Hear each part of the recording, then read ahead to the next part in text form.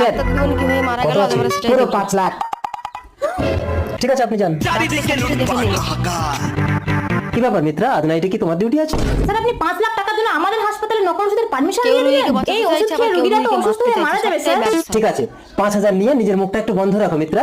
একটা রোগীকে বাঁচানোর জন্য আমরা দিনরাত যুদ্ধ করি, আর আপনি আমাদের কলেজের প্রিন্সিপাল হয়ে এটা করতে পারলেন? আমি আপনার নামে সুপারের কাছে কমপ্লেইন করব। মিত্রা না, তাড়াতাড়ি একটা ব্যবস্থা না করলে মেয়েটা আমার পথটা শয়তানের ফাঁস ছলের করে দেবে। অভাব হয় না। হ্যাঁ স্যার বলুন। এই সঞ্জু, সব কটা ঠিক শয়তান আছে এক স্যার, জায়গায় হবে। এমনিতেই মালটাকে অনেকদিন থেকে লাগানোর ইচ্ছে ছিল। সঞ্জু তাহলে তুই তো দলবল নিয়ে তাড়াতাড়ি সেমিনার হলে চলে আয়, আমি ওখানে আছি। দুটি দেখা পরে ক্লান্ত, তাই বিশ্রাম নিচ্ছিল। এইভাবে যদি স্যার, আমাদের দেশে আপনি- ভালো ভালো ডাক্তাররা যদি মারা এত যায়, রাতে সেমিনার হলে? তুমি নাকি প্রতি মুহূর্তে রুগীকে বাঁচানোর জন্য যুদ্ধ করো, আজ একটু নিজেকে বাঁচানোর জন্য যুদ্ধ করো তো মিত্রা। দলবল নিয়ে পুরো সত্যি কি রেডি আমাদের হয়ে সামনে এসে গেছি আছে? স্যার, সঞ্জু আশা মিটিয়ে নিয়ে খতম করে দে। পুরো পুষিয়ে দেবো, আরো অনেকে আসছে ম্যাডাম।